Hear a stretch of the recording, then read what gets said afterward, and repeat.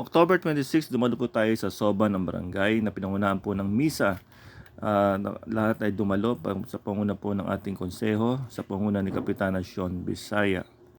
Upang maging blessed po ang pagdiriwang na ito, kaya kailangan po ng pagpapala mula sa ating Panginoong may kapal. Nagbigay ng mensahe si PBBM, ang magaling na MC si Sir John Bernal. Nagbigay ng mensahe si Mayor Joy Belmonte. Dumalo si Councilor Ramon Vincent B. Medalla. Dumalo si Councilor Aiko S. Melendez. Nagbigay ng mensahe sa mga taga Novaliches. Ang ating station commander ng Police Station 4 ay nagbigay din po ng mensahe sa mga taga Nova Proper.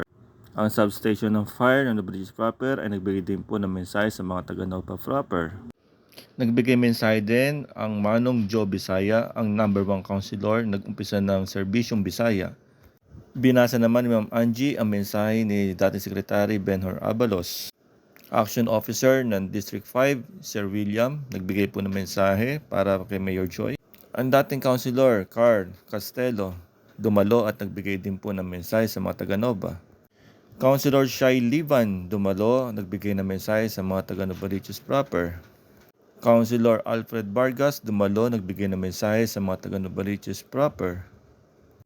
Ang Chief of Staff ni Councilor Joseph Joe Bisaya na si Sir Al ay nagbigay po ng mensahe sa mga taga-Novaliches Proper na kung saan ay taga rito rin po siya.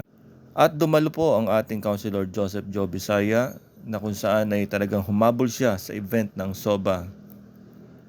Narito naman ang pag-uulat ng ating punong barangay, Kapitana Sean Bisaya, para sa kanyang mga nagawang proyekto sa loob ng 6 na buwan.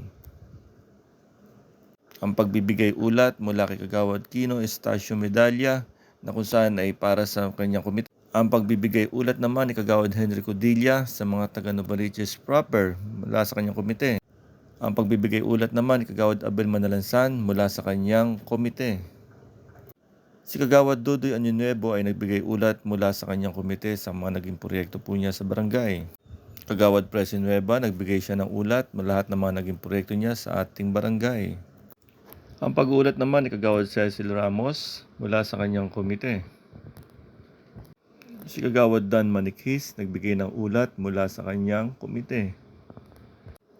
Ang SK Council naman, ang nagbigay ulat ay ang SK Kagawad na si Pauline Cruz para sa Sangguniang Kabataan.